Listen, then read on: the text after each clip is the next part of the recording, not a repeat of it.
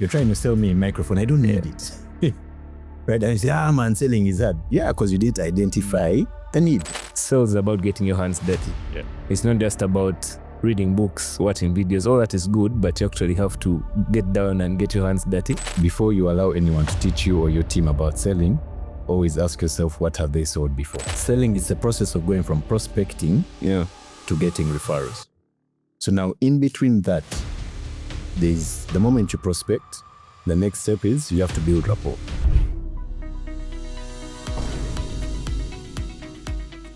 Hello guys, welcome back to the show, P for Promotion. This is the show where we give you practical tips on how you can promote your products and services. With me here today, I have Sajjabi Dahlin, one of Uganda's leading experts on sales. Currently, he's the CEO of ABC Sales Consulting, a top consulting firm that specializes in sales training. And of course, they've worked with a number of businesses. They've worked with businesses across different industries, banking, media, you name it. And today is here to give you practical tips on how you can actually promote your businesses. So, Sajjabi, welcome. Thank you very much. It's a pleasure to be here. It's a pleasure to see you again. Yeah. I think we're last in Macquarie College together in 2013. Yeah. So we meet 13 years later. Yeah. Good day. Doing the Macquarians proud. Of course. Yes. So I'm curious to know, what's your story? What led you to this point? And why should someone, in case this is a video that I've landed on, keep watching and listen to your perspective on sales? Okay. That's a very powerful question. And it's one of the things that we always talk about with my partners. We always tell companies that before you allow anyone to teach you or your team about selling, always ask yourself, what have they sold before? Yeah. Okay? So maybe I'll take you back quickly to 2014 when I first experienced first-hand selling. This was in distribution. Okay. We launched a company with my friend. It's called Karim. It's called Tasty Yellow Yolk. Okay. So we used to buy yellow yolk eggs from farmers, package them, take them to supermarkets, restaurants, hotels, right? This is way back in 2014. Yeah. This was I think I was 18 at that time, right? So we're packaging in Chisasi, and I remember the first day we did a delivery run, the first supermarket that said yes to us was John Rich supermarket, right? So for those of you who don't know Uganda or Kampala, Chisasi and John Rich are so far away from each other. There may be 10 or 15 supermarkets. So every supermarket we went to was saying no. I remember the first one we went to in Chisasi, right next to home. The guy said, people of Chisasi can never buy these kinds of eggs, right? Yeah. So we shouldn't waste our time, right? So that was 2014. Then fast forward, I left that. I went to law school, surprisingly. Yeah. Law degree holder here. Yeah. A full lawyer. In 2016, I came across another company. It was called Red 5 Salad Master. And now I went from distribution selling, which was the eggs. Now I went to high ticket selling because we were selling saucepans at about 18,000, 20,000, in some cases up to 30,000 US dollars. Oh, wow. And so at 50, 60, 100 million. Yes. For saucepans. For saucepans, right? Wow. In this Uganda. Yeah. That must have been quite a sales speech, giving someone 30,000 saucepans. But yeah, well, it wasn't easy. And a lot of credit goes back to the training we received. I remember our CEO is British. Yeah. So a lot of what he taught us, he had learned from the UK. Danny, he's the one who really, really taught us what sales was about. Okay. Of course, beyond that, even the team leaders, I had the pleasure of working with Ahmed, Sandra, Vivian. These guys really instilled a lot of the selling in us. So maybe what I'm also trying to say is I was not born a salesperson. I had to go through a lot of failure. Yeah. A lot of failure because success is not, or rather sales is not something you become successful in by reading a book. It's something you become successful in by failing every single day. So by going out to the field and getting rejected, by going out to the field and people say no to you, you're building a muscle. I can't tell you how many times you showed up at people's cars to talk to them and they pull up the window and they start recording you. Yeah, just in case anything happens, right? Every day. And you're like, man, I'm a graduate, you know. A lawyer. I'm a lawyer. I'm a whole lawyer. What's going on? Yeah. So it wasn't easy. People would say no. I remember the first time I did a presentation, very beautiful house in Munyonyo. I think it was sitting on like 3 acres. They had a swimming pool. They had 5 cars, G-Wagons, Range Rovers, name it, everything was there, right? So I knew I'm definitely in the right place. in this house. Yeah. I'll shock you, Zeph. I walked out there without even $1. The lady said to me, I need to think about it, right? This was in December. She said, in January, I'll give you a call and yeah, I'll buy in January. That was 2016. We're now in 2026. Still hasn't moved. I'm still waiting for her call. And every time I would call her, she wouldn't pick. So it's really something that we've learned in the field, my partners and I, Godin and Alela. It's not something that we learned in a textbook. It's something that we've learned through experience. Yeah. So we decided, we left Salad Master maybe 2 years ago, just under 2 years, when I said ABC. So we decided, let's get everything that we learned from there, because at Salad Master, they were not training us just to sell, but they were training us how to run businesses. Okay. So they were teaching us how to teach other people how to sell. Interesting. Right. Yeah. Because you were not good at Salad Master if you could sell, but you were good if you could teach other people how to sell. Yeah. So we decided to package that, bring it to the market, and start ABC, Sales Consulting. Okay. Yeah. Wow, that's an interesting journey. You know, Steve Jobs said something that I found to be very profound. He says that the dots always connect backwards. So I think definitely for you, if you look backwards from when your work is selling eggs up to now, it definitely makes sense that you're in this situation today. Yeah. And you've mentioned something very important I think is worth mentioning again. Sales is about getting your hands dirty. Yeah. It's not just about reading books, watching videos. All that is good, but you actually have to get down and get your hands dirty, because it will teach you more than any sales book ever will. Yeah. Yeah.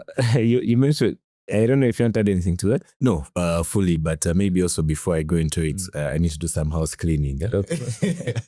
Because big shout out to my partners, Godin and Alela.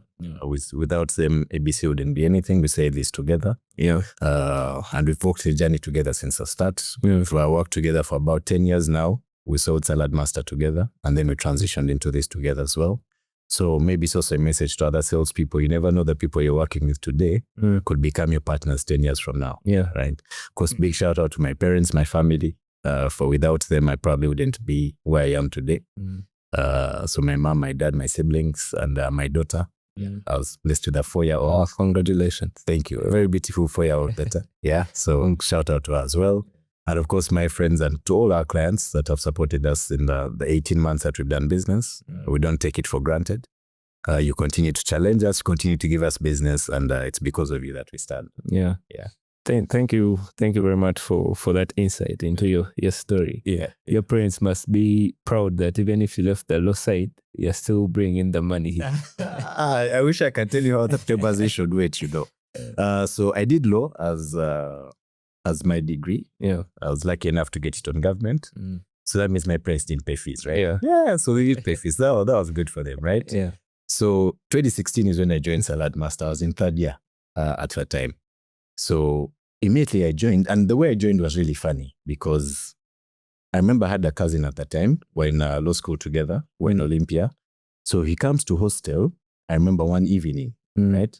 And he has $200, right? So $200 is about $700K, right? But there's a perceived difference between 700,000. Yeah. If you came with 700,000, it's like 700,000. Yeah. 700,000, right? Yeah. But $200, right? I'm like, what's going on? You're in campus with me. We're in campus together, right? Where are you getting these dollars from, right? So then he tells me, so I booked a presentation. We sold some saucepans. I said, you did what? Sold some saucepans. I said, of how much? So he goes like, like 15,000. It's like 50 million, right? I'm like, you did what? It's like, we sold saucepan. I'm like, what do you mean? I'm like, what do these saucepans do? Do they cook for themselves? Do they wash them? Like, what's going on? Yeah. I'm like, did they buy? Are you sure people bought? He said, yeah, people are buying. They're always selling. I'm like, who is always selling these things and to who? Yeah. Right. So I said, no, I need to come and investigate. Right. So I took myself there. Right. And that's how I now ended up doing high ticket, high structured, a different kind of selling where it now even went beyond the person because there was a lot of failure. Imagine coming from law going into that. Right. Yeah. So then after joining the company in 2016, I now wanted to leave the law. Remember, I'm in 3rd year, right? So I remember my friends, Ricky, Ian, Mark Mott, they sat me down and said, boss, you almost finishing, right? Just finish a thing and then go back to sales. So then the difficult conversation came with my parents, right? After 4th year, they expecting, go to LDC, and then pursue the law. And then I'm telling them, you know what, guys, it's been real. Yeah, I'm out. I'm going to, and I'm not just going to do anything. I'm going to sell sauce pads. It's like a complete opposite. They called the priest. They called they called everyone. They said, talk to the boy. Yeah. Something is going wrong. There's something wrong, right? But right now, I mean, my mom is one of the board. She's part of the board of ABC. She's on the board of directors. So I think it has turned out. Yeah. She must be proud. Yeah. I'm guessing you faced a lot of failure, like you said. Yeah.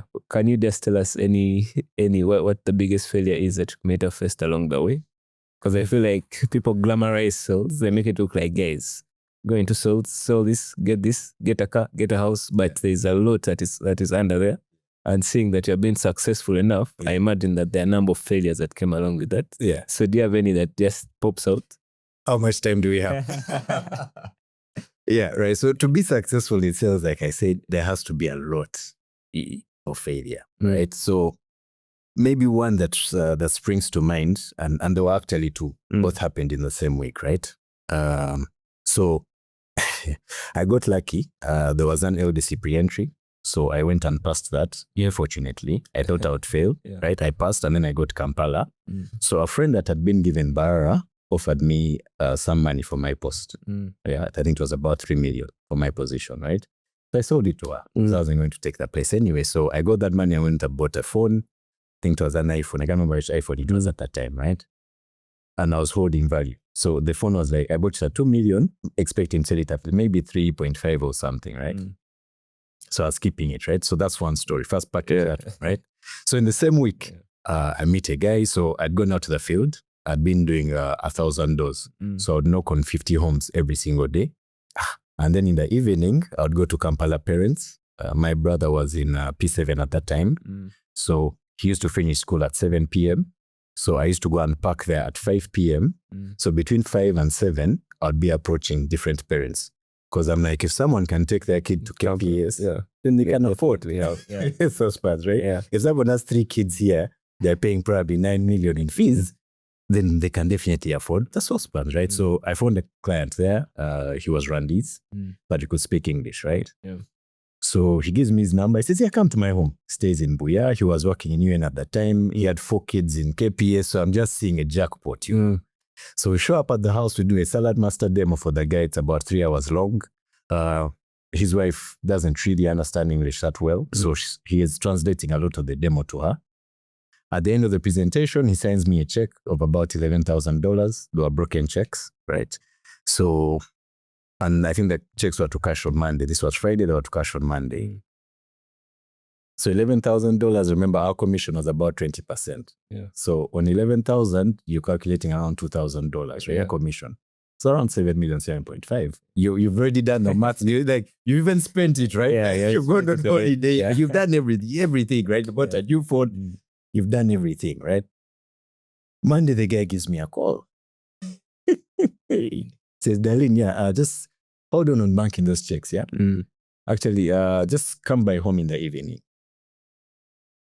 So I go home in the evening. He says, yeah. So my wife says, we shouldn't make this purchase. I said, what do you mean?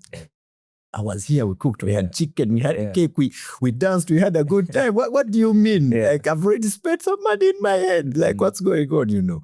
He's like, yeah. My wife said, so I tried to convince the wife. And now, remember, again, she didn't really speak English, right? So we're having to go back and forth. And she's just like, no, my spirit says no. And they get terrified. My goodness. Bitter pill to swallow, right? But I still have this phone I can sell. So Wednesday, I put the phone on, it's now Gigi, it was OLX at that time, right? So a guy calls me, says, let's meet. I'm interested in the phone. I'm like, no problem. Let's go meet the guy, right? So he says, let's meet outside game. I'm like, 100%. I'm like, how much are you paying? He's like, $1,000. I'm like, perfect. We meet just outside game, right? On the other side. So the guy looks at the phone, he says, I like it. So he pulls out $1,000 in dollars again, right? So he's sitting here, I'm like, but what is the guy paying, you know what? In dollars. Yeah. So I'm like, what if these dollars are what? Fake. Yeah. So the guy pulls out those UV machines, right? To show you that the dollars are what? Original. Yeah. I'm like, no problem. because the guy is Rwandese, even if his English is not really that great. So they were both Rwandese. I mean, we tried coincidentally, same week. So I'm like, maybe because he's Rwandese, he has dollars, no problem. So I step out, $1,000, give the guy the phone, clean it. I go out, go to the Forex Bureau. I'm like, let me go and check these notes, right? So I go to La Cedrie. La Cedrie is Arthur, he's my friend, one of our customers as well. So I go to Arthur, I say, Arthur, give me some shillings. Arthur looked at me, said, Dahlin, where did you get this money from? Because he knows me. Family says, where did you? I said, I just saw the phone, someone gave me this money. He said, if you can find that person now, please look for them because they've given you fake, they love. And if you take this money anywhere else, they will arrest you. So in the space of about 3 days, I went from possibly making $3,000 to not just the negative, because even the initial money I used to buy the phone had now gone. When it trains, it pours. It really pours. And now to pick yourself up from that, still go back to the office. And maybe one thing I didn't mention, when we were doing Salad Master, there was no salary. It was just straight commission. Purely commission, right? So that means if you don't sell, you don't make money. So now to go from almost making to now having to dust yourself up and show up at the office the next day with a positive attitude, positive mindset, you're not negative, you're not souring in a corner, that takes real strength. I can imagine going after all those losses and you have to go and... Yeah, but maybe before we go forward, what is sales in simple terms? What would you say sales is? Every time we get that question, I feel like our answer changes, right? But I'll define sales as a process. I wouldn't call it one thing, right? Selling is going from, it's a process of going from prospecting to getting referrals. So now in between that, there's the moment you prospect, the next step is you have to build rapport, which they call an emotional connection and sense of trust that you form with the prospect within the first 7 seconds, right? Then after you form rapport with someone, the next step is identifying what's their need. Why would they want what I'm selling?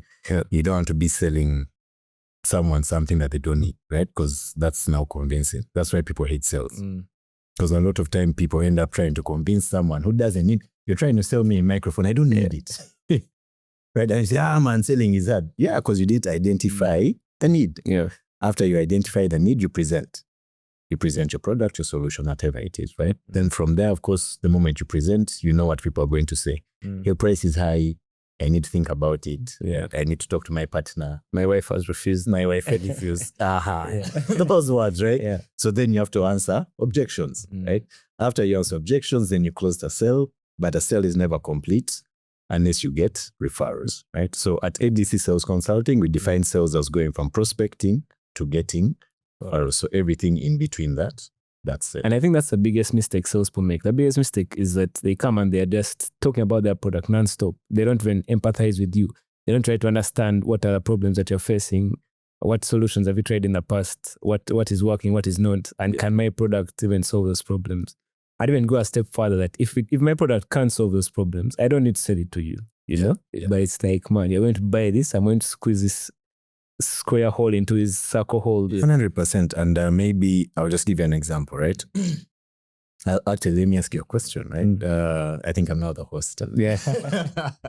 So, which profession do you think in the world has the highest rate of the highest close rate? I would say maybe doctors. Doctors, spot on it. Hey, doctors, wow. Right? But I want you to stop and think for a moment, right? Imagine you went to see a doctor. Actually, just remember the last time you went to see a doctor, right? You probably walk in and the guy says, "Hi, Zafar, how are you doing today?" Right? If you're with the doctor for maybe 3 minutes or 5 minutes, who does most of the speaking? Is it you or is it the doctor? It's me. It's you, right? What does the doctor do? He just asks questions. That's it. How are you doing today, right? Where does it hurt? You say it's a stomach ache. He says, is it on the right or the left? Because he wants to know, is it the kidney or the liver or is it really the stomach, right? When did it start, right? There's a new one I had the other day. What type of pain? I said, what do you mean? It's pain. It's pain. I don't say there's on and off pain. There's like sharp pain. There's scratching. I said, it's pain. Because he's trying to find out what type of issue might it be, right? Then after that, they write you, go to the lab. isn't it? Yeah. You go, you check, you come back, the guy then prescribes medicine, you go to the pharmacy. I've never found anyone at a pharmacy and they've prescribed medicine of 600. I've never found anyone saying, but today I only came with 300. Yeah. And just, this Panadol you said of, how much? I just give me the cheaper ones. No. At that point, if it's 600, you look for 600, right? So, but the reason why the doctor gets you there is because of the questions that they asked. Now, I want you to think of a different scenario, right? You're going to see a doctor for consultation. Yeah. The moment you walk in, says, hey, Zephyr. Then you raise paracetamol, vitamin C, you run out of there. Who is this guy? Yeah. What's wrong with you? Would you take that medicine? Never. I would never take it. Because he has not understood what I'm even here to do. What is wrong with me? It's just have Panadol and a surgery. Now, unfortunately, 99% of salespeople are like the second doctor. They're trying to prescribe medicine before even finding out what the problem might be. Okay. And that's why most people find selling to be hard because they're trying to sell to people. One, they haven't prospected, right? They don't know if this person will buy. And then just in case they find a person by luck, then they don't go the next step of identifying what the real problem might be. So sales really is about asking questions, finding the problem. And if you find that you can solve the problem, you then solve it. And if not, you pass it on to maybe referral or something. That's it. We met someone yesterday and he does a bakery, very big bakery, right? So we were having a conversation with him and then we realized he already has a lot of systems and structures set up. And right now what ABC would do for him in terms of sales, he already has it, right? Which is very rare to find in Uganda, right? But from that we said, do you know anyone else? He said, actually, almost 99% of my friends don't have this. I'm going to introduce you to all of them. So we didn't get business from him, but we got business in form of referrals. So as a salesperson, you must always be alert to the opportunity because there are always opportunities, but are you alert to the opportunities? Okay. So another question that I have is, what's the key difference between sales and marketing? Because nowadays I just see people's roles of sales and marketing executive, but I feel like those are two different worlds. Oh, sales and marketing, right? That every time we find a company that has both roles, of course, we understand sometimes it comes down to budgeting issues and things like that, but those are two completely different positions, right? Okay. So marketing is about awareness. This is marketing, right? Yeah. Having ABC here, putting out a billboard, right? Having an Instagram account, having a TikTok account. What you're building is just awareness. Okay. That's marketing, right?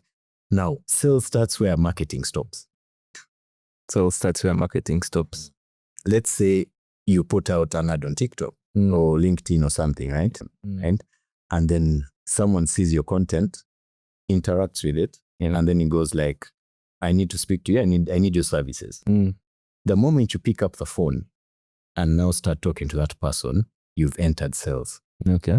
Because you need to understand who is the person I'm speaking to, right? What is their need and how can I present my solution around their need? Now that is sales. Yeah. Sales is the direct, actually now going to close cash, right? Marketing is awareness. Just putting anything out there, right? Yeah. 1 million people. But of those 1 million people, let's say we get 100,000 into the funnel. Now the salespeople start calling those 100,000. Now from those 100,000, maybe we'll close 10,000, right? That is now sales. And a lot of marketing people actually hate sales. Yeah.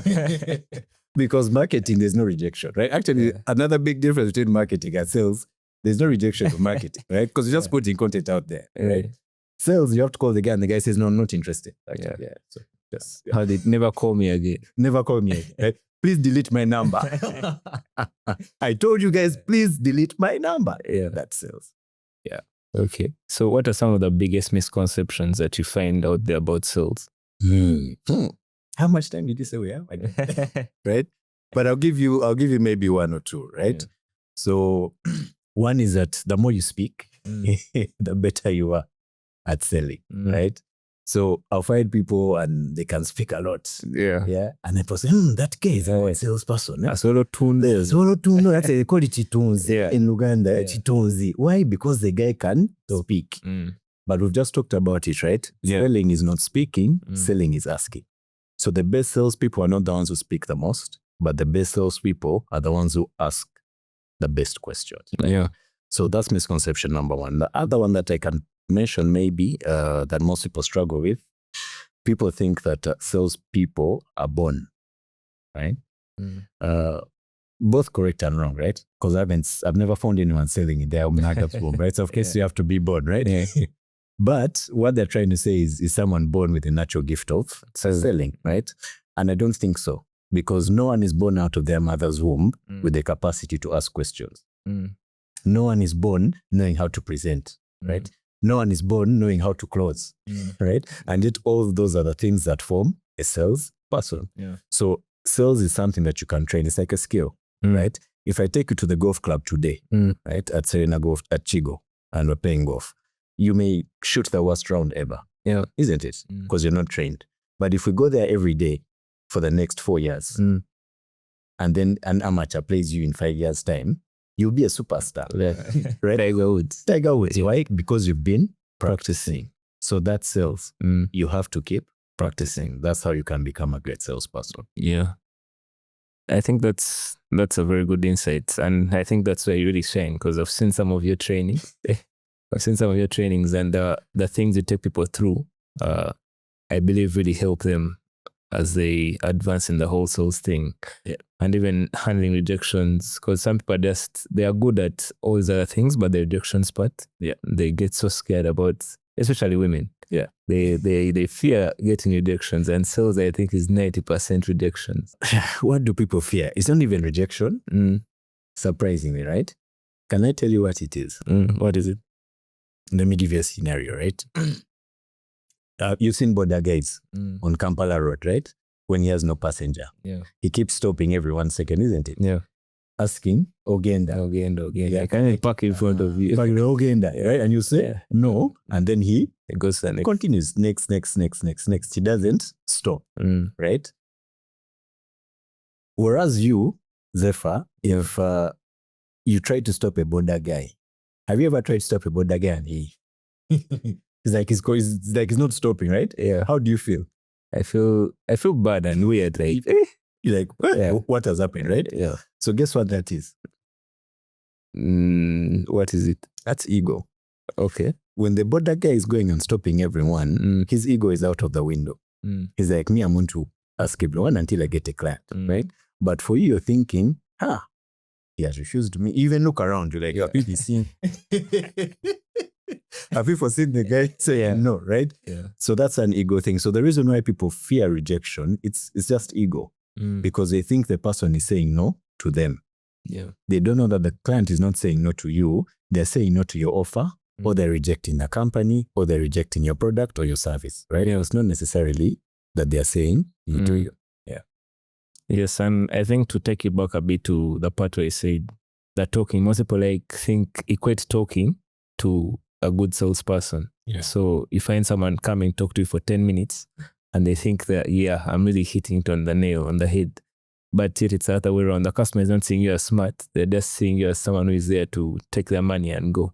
And it is, I think, when you start to understand a customer and he feels understood, that you actually start to close more. So I think and it's a very big thing where that happens here. Like anyone you see talking, you guys can sell. But it's actually about asking questions, like you said, interestingly. Yeah. So what do you think? Of course, you mentioned a few things. Do you have anything that sticks out in what separates average salespeople from top performers, especially the people you have trained? Because I noticed that you have trained quite a number of people.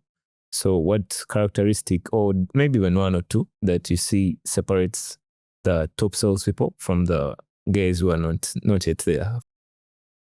Whew. That comes down to three things, right? It's skill, attitude, and work rate, right? So skill is how well can you do something, right? Yeah. Attitude is what's your frame of mind towards doing that particular task. Okay. which case in point right now is selling. Right? Yeah. And what did we say about selling? Selling is not one thing. So what's your attitude to prospecting? What's your attitude to building rapport? What's your attitude to presenting? What's your attitude to closing? Because if you have a negative attitude towards building rapport, that means you can't form connections. So that means ultimately you won't be able to sell. Just sell and even get the referrals. That is it, right? So that's attitude, right? So what's your attitude in all those aspects, right? What's your skill in all those aspects? What's your skill in prospecting? What's your skill in closing? What's your skill in getting referrals? What's your skill in presenting, right? And then the last one is work rate. How often are you prospecting? How often are you presenting? How often are you closing?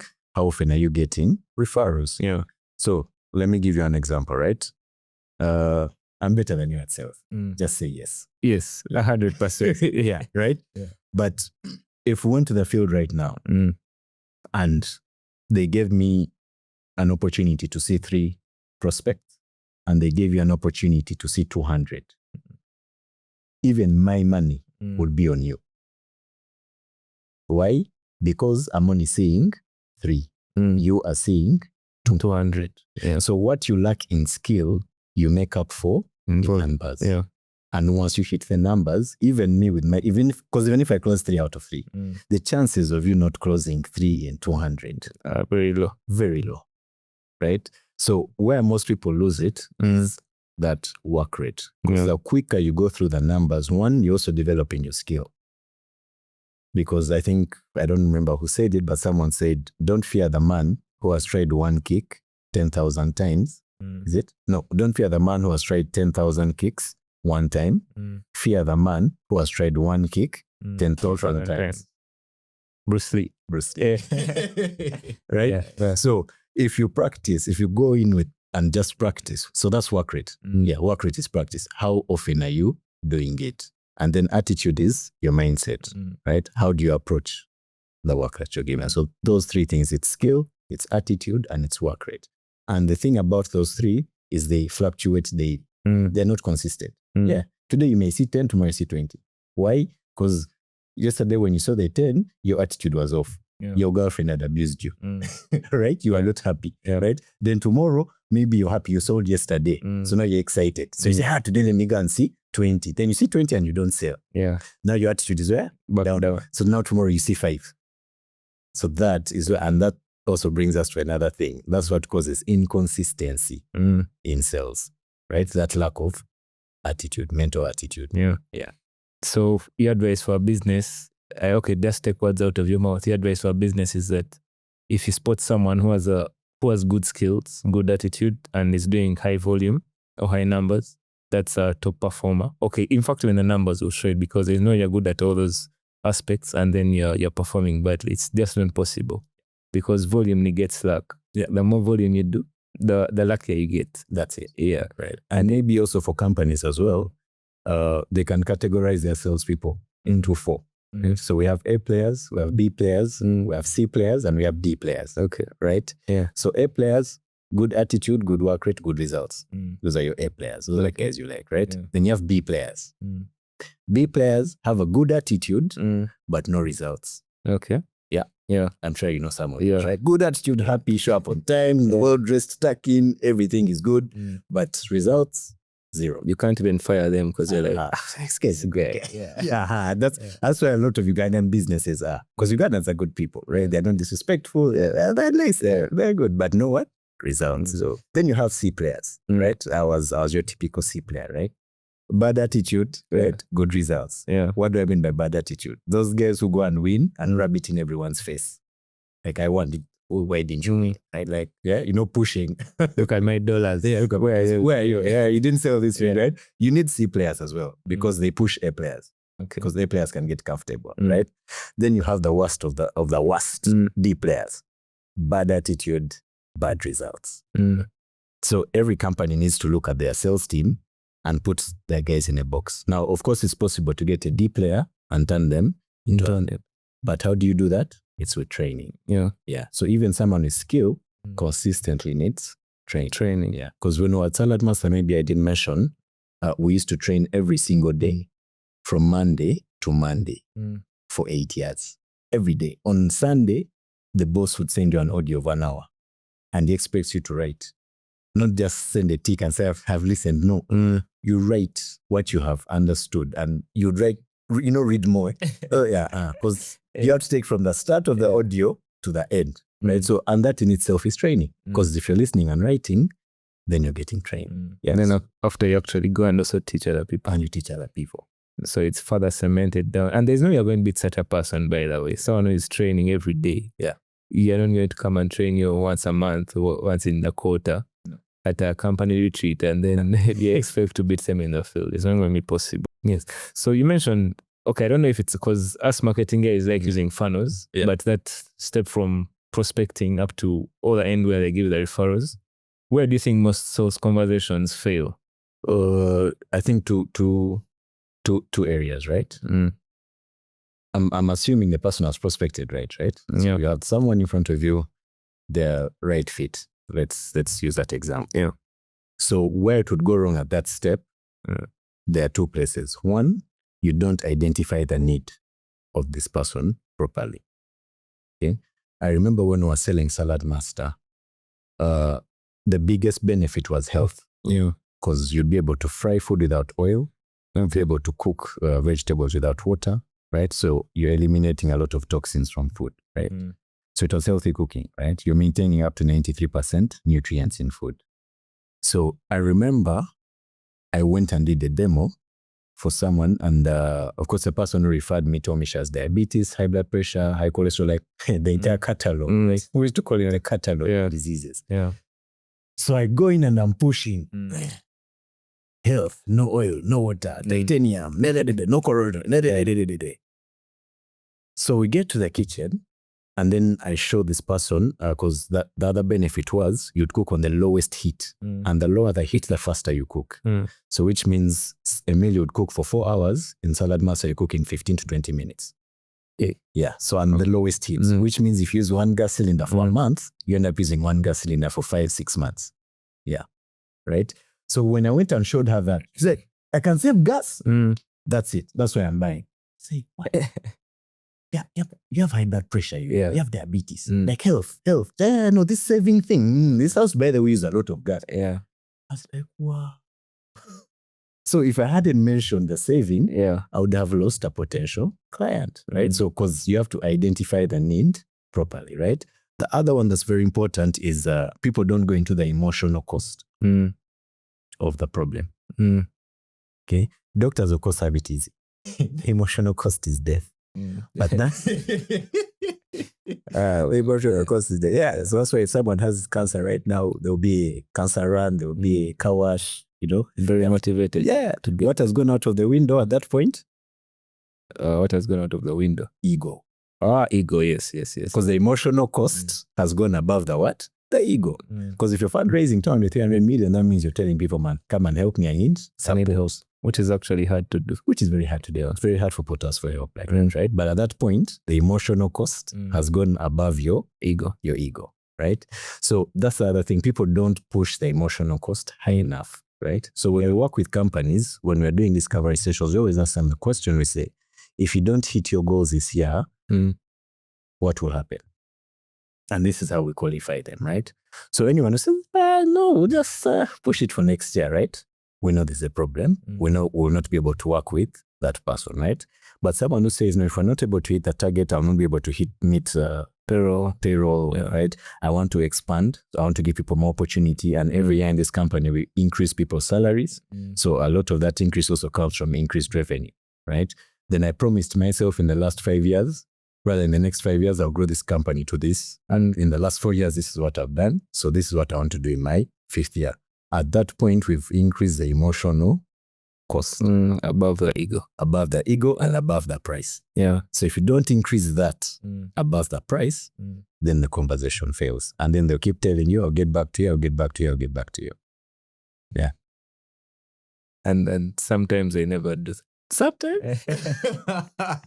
So yeah, you mentioned the price and the value. I think price is only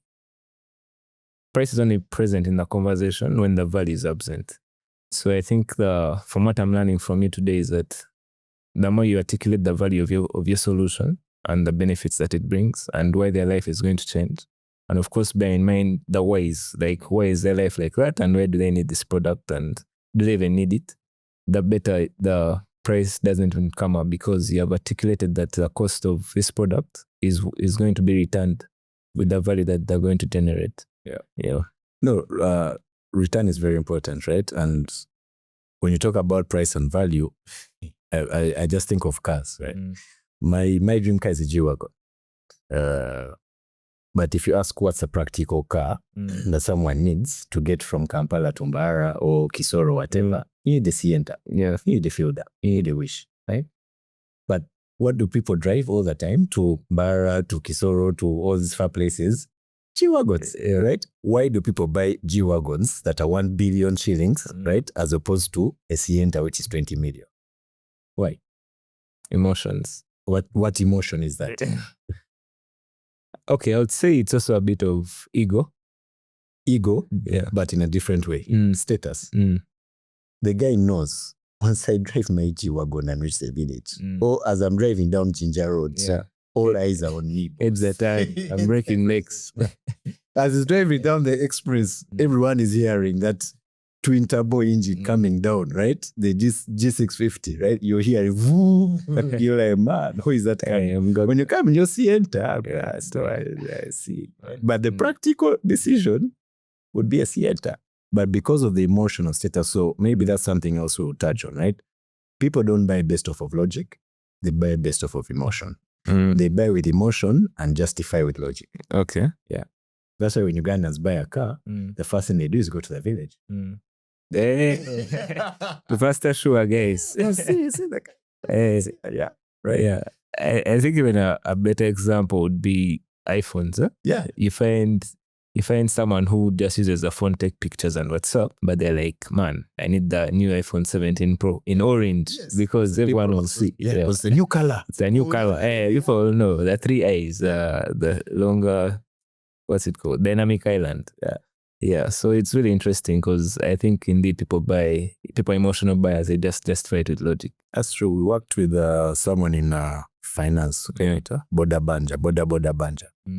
Right. So, and I remember as we're doing the training, one of the things we talked about, I think it was the CEO of Arab who brought it up. He said, when people are coming to collect their bike, right, on the final installment or something, they come with the entire family. They come the entire family. Yeah, they're like 15 people. It's one bike. You can't sit on a bike more than 3 people, right? But they come as because of that pride. So that's another emotion. Yeah, people buy for status, people buy for pride. Those are reasons why people buy. Yeah. Okay. And it goes back to what you said as well. People buy for different reasons. Yeah. So I think the more you understand your customers and know, okay, my typical customer buys, but what are the things behind the features that they buy? The gas that you said, yet a person, you think it's going to be health that works on them. And yet, you see the border guy, it's the 15 people he wants to try to get a bike. Yeah. So it's really important to do customer research and see what are the emotional reasons that's why it's bought by. Yeah, sure. So, of course, you have touched on this, but I would also like to know are there ways that you can sell where you don't look pushy? Are there some non-typical tips that you can give us, like how we can sell our products without being pushy? Because I feel like sometimes when people are selling, it's so pushy. Actually on LinkedIn, I think everyone has faced on LinkedIn. You go to LinkedIn, you get a connection request, and then someone is texting you that, what is the biggest constraint in your business? You're like, nothing at the moment. And they're like, okay, but in case like 2 years, if you look back 2 years ago and now, what revenue? And you're like, come on, first we just met. Yeah, we just met. We haven't been met. So I feel like that's too pushy. Yeah. But then I also understand the need for it to get the sale over the line, or to even get the prospect in the pipeline. So what are some of the ways that you think are not those that someone can just implement today? I can sell that being pushy. Okay. That's a good one as well. Why do people sound pushy? One is what you even said, yeah? They are talking more than they are listening. And what do I mean by that, right? They're speaking without reading the room, without reading the environment. Yeah. How do I speak to this person? Who are they? First of all, before I start pitching anything, right? So One, if you want to stop sounding pushy, ask more, speak less. So listen more, speak less, right? The other thing that people do that makes them sound pushy is they pitch their product without understanding the problem of the person they're speaking to, right? So you have to identify the need before you pitch. Very important, right? And then, of course, very important, people don't do prospecting. You don't want to sell the wrong thing or the right thing to the wrong person. If someone is never going to buy it, then you're not going to buy it. So you want to do that first step, because if I have a bit of interest, then maybe I'll give you an ear. But if I have no interest, right? If you come and you're trying to sell me, I don't know, a bicycle. And I'm like, what, like what's going on, right? Your target market is probably someone else. Right? So you need to understand who is my target audience, because the right person, you won't even sound pushy. But to the wrong person, no matter how well you try to sell, you may still come off as pushy because they don't need it anyway. Yeah, I think it goes back to what you said about questions and prospecting, right? Yes. So as a business owner listening right now, and I want more sales, how does a business owner who is listening right now get more sales through the pipeline? Are there any ways that you're like, okay, this is from step one, practical tips now? We're no longer in theory. How much are we charging for this? Is this free? I think they're going to donate in the link. Put a link. Very important, right? But let me answer your question in a different way. And this is something we tell business owners all the time, right? You don't want to really just focus on sales. It's important to focus on sales, but focusing on sales is like a farmer focusing on the harvest and not on the planting, right? Okay. If you want to get a perfect harvest, right? You don't wait for the end of the season. No, now is when you start. Have you dug the ground? Have you planted right? Did you put in fertilizer? Did you time the rain right? Wasn't supposed to plant, let's say it's maize, you're supposed to plant right before it starts raining, right? If you wait for it to start raining, then probably, right? Then as it starts growing, are you weeding? Are you spraying pesticides? Are you continuing to add fertilizer? Are you doing the daily steps right? If you do the daily steps right, and of course, God blesses you with good weather, you expect to have a perfect harvest. But what many businesses do, they focus on the harvest. How many tons did we get? No. How much fertilizer did you put in? Is what I'm asking.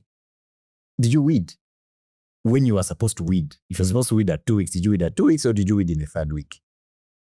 Did you buy the right seed actually before anything else? Is it the right seed? Where did you buy it from? Right? So maybe now to answer the question, right? If a business owner is looking to increase or to get more sales, right? You don't focus on more sales. You focus on more leads. How do I get more leads, right? And then once we get more leads, how do I improve the quality of the conversation of those leads? Okay. Because you may get the right leads and then a rubbish conversation. So what happens to the lead? Down the drain, right? So you want to get the right leads. You want to get the right conversations in those leads. And then you want to make sure that you're selling them everything you can sell them. What do I mean by that? Let's say people in distribution. You supply a supermarket, you have maybe 1,000 products. Some people will go and supply a supermarket only 20 products. But you have 1,000, right? So you have to increase the average order value of each conversation, right? So if you have the right leads, the right conversation, and you increase the average value, because I may spend I think it's what we're talking about earlier, right? I won't mention the business, but in an hour, on that TV, they can only make 5K. That's it, right? There's another guy repairing phones, and in that same hour, can repair a phone, a screen of 400K, right? And in the next hour, someone brings him a Samsung whose screen is 1.8. So his hour can exponentially go up, right? So in business, you want to improve because you have 24 hours. But if you can improve the quality of conversations, right? You can improve the number of leads, the quality of conversations, and the average money that you're getting from each of those conversations, then you can improve your revenue and yourself. Okay. So basically what you're saying is that in order to increase the sales, there are two ways that you can only increase your sales, which is one, get more people in the pipeline. And 2, increase the average order value per client. That's it. And increase your skill. Yeah. That one is very important, right? Because the more you do it, the better you become. Yeah. Your ratio improves. If you start today as a 1 in 10, the more you do it, you become a 1 in 9, a 1 in 8, a 1 in 7, a 1 in 6, a 1 in 5. Before you know it, you're 1 in 3. So what has happened? It means you have good leads, but also the quality of the leads has gone up, but also the quality of conversation with those leads has improved. Then the revenue goes up. Yeah. Okay, that's interesting. So what metrics should I be looking at in case I'm evaluating you talked about A players, B players, C players. Of course, you mentioned the metrics of attitude and also the volume. But are there any other metrics that I should be looking at? So what you want to look at is maybe about 4 or 5, right? So how many people is your salesperson talking to in a month? That's question. Oh, actually, not even in a month. Every day. That's number 1, right? Then how many presentations is your salesperson doing every day? If your business is about visits, right? Like many of our clients in FMCG and distribution, how many visits is your salesperson doing per day? Remember, we're tracking not per month, but per day, right?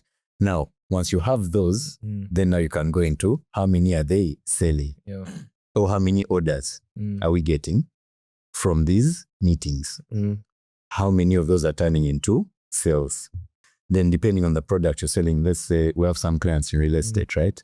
For them, their sales cycle is a bit longer. It's not like FMCG, which is just quick, yeah? So for them, maybe they also need to know from the moment of first contact to the point of closing, how long does that take? Okay. Is it a month? Is it 2 months? Is it 3 months? Right? So you need to track sales cycle length. You need to track number of leads, number of prospects. You need to track number of phone calls. This is every day. You need to track average size of deals closed every day. You need to track number of sales every day. But the most important metric there is how many people is your salesperson speaking to every day. Because we have, 24 hours? Okay, let's say 8 work hours. An average sales conversation is what? 10 minutes, maybe? 10 minutes. 10 minutes, right? So even if this salesperson is talking to 30 people a day, that's just 5 hours. Just 5 hours. Out of 24 minutes. Yeah, let's actually take a full day for what it is, right? So that means the actual work is 5 hours. Yeah. And that's 30 people. And I can tell you very many people don't speak. Yeah. And you ask, because you're asking about businesses, right? Let's talk about businesses. Let me come to you. If I want to track your business or improve it, right? I would ask you, how many businesses are you reaching out to every day? No. Every day. Yeah. Because it's very easy to start the month and say, in Feb, I want to talk to 100. Yeah. Isn't it? Yeah. Before you know it, today is what? 18th, 19th, right? You've maybe only talked to 50. Now you want to talk to 50 in the next 3 days. Yeah. Right? Yet if you structure it and say, you know what? I want to talk to 100. Okay, there are 30 days in a month. So that means every day I need to do 3. That's it. Yeah. 3 times 30, you're at 90. It becomes much easier that way. Yeah. Yes. You break it down in biteable pieces. Yes. Day. Sales is daily. Especially the process of prospecting has to happen every day. Okay, I hope you're taking notes, because he's picking a lot of gold here. So do you have any frameworks that you use or systems in the sales process? Oh yeah. You don't have to give us all of them, because I know you charge for this, but you can just give me at least one that someone can really take into the next sales cycle. Which one should I give you, right? Maybe let me give you one on prospecting. Okay. So we call this the ABC prospecting model. If you want to think of potential people you can sell to. So it's frogs. Okay. Frogs. Yeah. Frogs. Frogs like ABK. Yeah. Frogs. Yeah. So the F stands for friends and family. Okay. So these are people who know you. Okay. So you're prospecting, right? Then the R stands for recreation. Yeah. Okay. One of my partners, Godwin, he mentions a story all the time. When we joined Salad Master, he went prospecting. So he went to a Zumba class at Sheraton, right? So who goes for a Zumba class at Sheraton? old ladies in their 50s that have money to buy Salad Master, right? So that's why he got his first, I think, 15 customers from. But that's recreation. That's Zumba class, right? Golf club, right? So these people that you're looking for, where are some of these places that they go to, right? There's my cousin Ahmed, right? For him, he even made it extreme. Because he's a Muslim, right? So the moment he finds out he's a Muslim and he finds out the mosque you pray at, he's praying at that mosque. So, and then 4 weeks later, he starts to introduce him. Yeah, 2 months later, boom, he has sold you a product worth $15,000, right? But that's recreation. Where do they go? In their free time, right? Then the O stands for occupation. So the people that you want to sell to, who are they? So at ABC, first we're mainly looking for sales managers, CEOs, HRs. That's it. We don't talk to anyone outside that, right? So for some companies, maybe they're looking for the marketing manager, maybe they're looking for, I don't know, procurement, right? First, they're looking for the accountant. So you have to know what is the job title of the person I'm looking for. Then the other is geographical location, okay? So when we sold Salad Master, there are places people would mention, and you're like, there, I'm definitely selling. Kololo, Muyenga, Naguru, Nakasero, right? The moment you hear Nakasero. So, how about my Nigeria boys? Every time we used to hear Nigeria, we're like, no, like, you ended up in an apartment, boss. You ended up in an apartment, right? So you know geographical location, right? So, but of course, Ugandans stay anywhere, right? But some places give you a bit of an idea, right? Then the S stands for same name. So you've met a Zephyr. I was actually checking through my phone. I think I have like 4 Zephyrs, right? You've met a Ben. So you meet a Ben, he's a managing director at MTN, but you probably know another Ben who owns a transport company. But then there's maybe another Ben who is a general manager at IKEA, something, right? So you can start to think in terms of same name. How many Dahlins do you know? How many Priscillas? How many Rebeccas? Okay. It starts to jog your memory. Okay. So that's one of the frameworks we use, and that's mainly for prospecting. I remember even back then in school, we used to cram and we're like, ABCC. Richard O'Yoke, Bath in vain. Then the periodic table, King Henry, right? So I think this framework's really ingrained a lot. Cold calling. Do you think it's dead? Do you think cold calling is dead? Cold calling, right? Every human being's worst nightmare. Man. And you see, also, to be fair, I don't blame people, right? It's just a lack of training. Okay. So maybe let me answer that, right? So cold calling is not dead. Bad cold calling is dead, right? So you don't just call someone, get insight. Who am I calling? What do they do? How can I position my product or service to benefit them? I think we're talking downstairs, and you mentioned that you connect content creators to businesses, right? So if I'm cold calling a business in your position, I'll call them, I'll say, hi, this is Dahlin calling from P from Promotion, okay? Now, I know you're definitely a very busy person, so I'm going to keep this very brief, but I promise you it's going to be very important. One, the person knows, okay, this person is going to be brief, right? Also, I've said it's going to be very important, right? Then in my introduction, I'll say we help businesses like yours to grow their revenue, increase brand loyalty, and increase their visibility, right? Now, I know you're very busy, Zephyr, but do these sound like things that might be important to you? It's very hard for you to say no. It's brand visibility. How can you say no? Again, if you're talking to the right person. If you're talking to the gate man and you're saying, it's going to be like, what's going on? That's happening, right? So it has to be with the right person, but also with the right message. You don't just say, hi, this is Dahlin from P for Promotion. I'll tell you about my service. Do you have 1 minute, sir? And I tell you, what, sir? First of all, before I call you, I'm finding out what your name is. I'm not calling you, sir. I'm not calling you madam. I'm not calling you general. I'm not calling you doctor. I'm calling you Zephyr. Even if you're Major General Doctor Zephyr Wamala, right? I'm saying, hi, Zephyr, how are you doing? Why? Because when you pick up your phone, let's say someone called you right now, and you don't know the number. Remember, I called calling, so this person doesn't know The name. the number. They don't know you. It does, They don't know your number, right? So when I pick up a number that I don't know, I'm skeptical. My guard is up. It's up. It happens to all of us, isn't it? Yeah. So if I pick it up and the person says, hi, Dahlin, how are you? In fact, happened to me yesterday. Someone called me another number. Immediately like, hi, Dahlin, how are you? I'm like, hi. Because I'm like, this person knows their name. Yeah, because I'm like, this person definitely knows me, right? Yeah. But if I pick it up and the guy goes, good afternoon, sir. Yeah. How are you doing today? I'll be like, God goes even.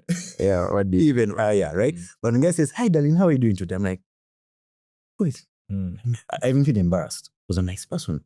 So in that thinking, who is this? You're buying yourself time. That when you start, hi, good afternoon, sir, do you have 1 minute? 99% of it, even if the guy is watching Netflix, like, I don't have a minute for this, right? So in Uganda, cold calling is terrible because the people doing it are doing it badly, right? And of course, it's not their fault. There's no sales training, right? However, it becomes their problem, especially business owners. Yes. It's not your fault you don't know how to cold call, but it becomes your problem because now you can't close clients, you can't generate leads, you can't move the conversation forward. Why? Because you lack the necessary skill to move from a cold call to the next step. Yeah, and I think it moves on from your problem again to your fault if you take no action. Or if you see where a problem is and you're still not taking action, it's definitely your fault. Yeah. Now at that point it becomes your fault. Yeah. Because people like to blame parents, my mother, wife had, but whereas we're now above 20, 25, above 30, you can't still be blaming them. Yeah. But now it's on you. Now it's definitely on you. Yeah.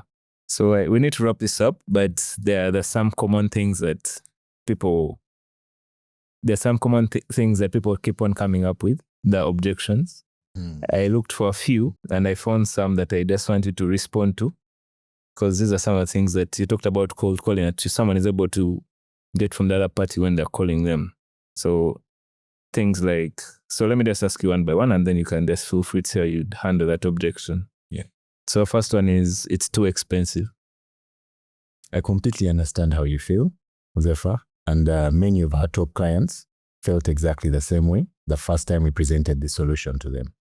However, they got to find that because of the saving they make in the long run, but also because of our hands-on experience and because of the approach that we bring to the market, they were actually saving money in the long run. Can I go ahead and show you those options? Wow. The next is, I need to think about it.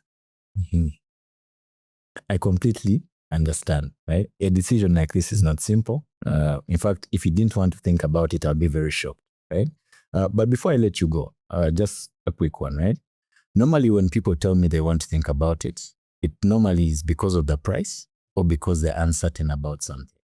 Now, for you, which one is it? Yeah, I see what you're doing. It's really the questions, the empathy. It's a mix of everything.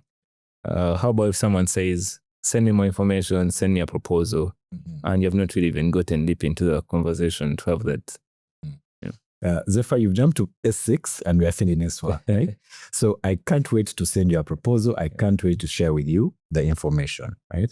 However, what we've gone to notice, right, for most of our top clients, they tell us that before we send the proposal, they would really want us to first understand the problem. So we normally schedule it's about a 10-minute discovery call with them.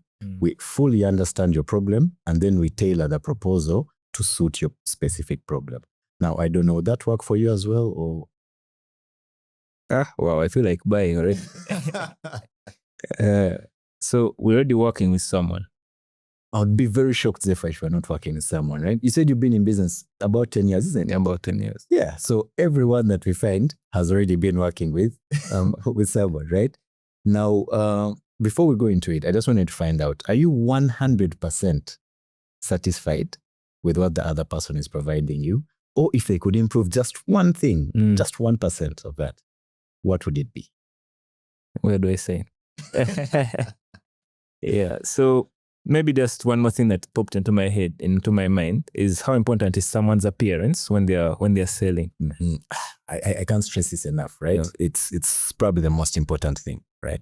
I remember one of my best clients in Salad Master. I showed up. She has a beautiful house in Loboa. The owner of Bina Interiors, Madame Alice. I remember I showed up and that day I was in a 3-piece suit, right? So because this is how we used to go for demos. She had seen a Salad Master presentation, I think 3 times before, but she had never bought from any of those people, right? So I showed up 30 minutes before time and then I showed up in a 3-piece suit. And I remember as she was buying, she said to me, when you're delivering the product, make sure you come.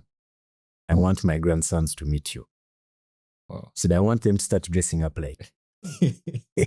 Right. So, and from there, she recommended me, I don't know to how many people in Kampala, but it's appearance is really 70% of the game, because people will see you before they listen to you. Yeah. Right. So you have to make sure that what they see is very important. So things like fingernails, grooming, your hair, all that stuff, you have to really make sure that as a salesperson, the first investment you have to make is in yourself.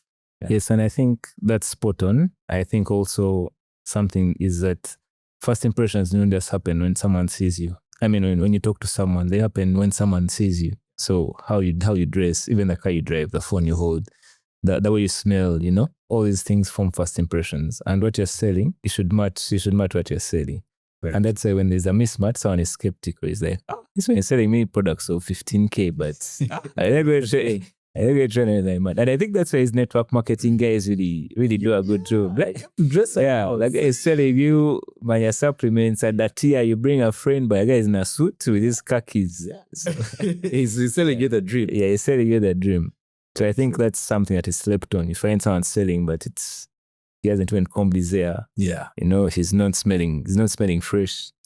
I think they're doing the sales profession a very bad service. Yeah. Yeah, anyway, it has been a real privilege and pleasure talking to you. I think the audience has learned a lot from this short conversation that I've had. And obviously, if you want to find out more, I think actually one thing before we go is that in this world, there are different kinds of salespeople. There are people who sell features. There are people who sell. Your feature may be something like, if I'm selling this phone, I'm going to tell you it comes with AI. Yeah. Then there are people who sell maybe the benefits. Yeah. And they tell you that because it has AI, it's going to save you maybe 10 hours when you're writing every month. Mm-hmm. But then the really great ones sell feelings. Yeah. They sell feelings, how the product is going to make you feel. So for example, because of all these features, you're going to feel more confident walking into your meetings. And like you mentioned also, people are emotional buyers, and then they just justify that with logic. Yeah. And I think that's why that's a bit with your consulting firm, is that you teach people how to go extra levels. So from all the other features and benefits selling to selling on an emotional level. And if anyone is interested in hiring a sales consulting firm, I couldn't recommend Dahlin and the team highly enough. I think you blow your competition out of the water. Yeah, so this is your secret weapon here in case you're interested in hiring. Actually, you can just let them know how they can reach out to you in case they want your services. Okay, so we're ABC Sales Consulting. We're located in Ministers Village in Tinda. And we don't just do sales training. Actually, a client told us what we do is more people development, because we take someone from where they are to a completely different place, right? So we do recruitment, hiring and placing. We do sales architecture design. Right, so we're able to build for you an entire sales system from scratch. Yeah. We've done that for about 3 businesses so far. We also help you set up things like KPIs. We help you go through things like motivation. How do you motivate the team? So also do people and culture. We do team building as well. So anything in the sales arena, ABC does it. So if you want to reach out to us, you can find us. We have a website, abcsalesconsulting.net. Or you can just give us a call on 0780 90 990. Yeah. I think I'm now at the referral stage. Yeah. Anyway, it has been a pleasure. Thank you very much. I look forward to future fruitful discussions and making money for the audience. Yeah. This has been really powerful. Thanks for having me here this afternoon. All right, guys. Yeah. Thank you very much for listening to us. This is the P4 Promotion Podcast. See you on the next one.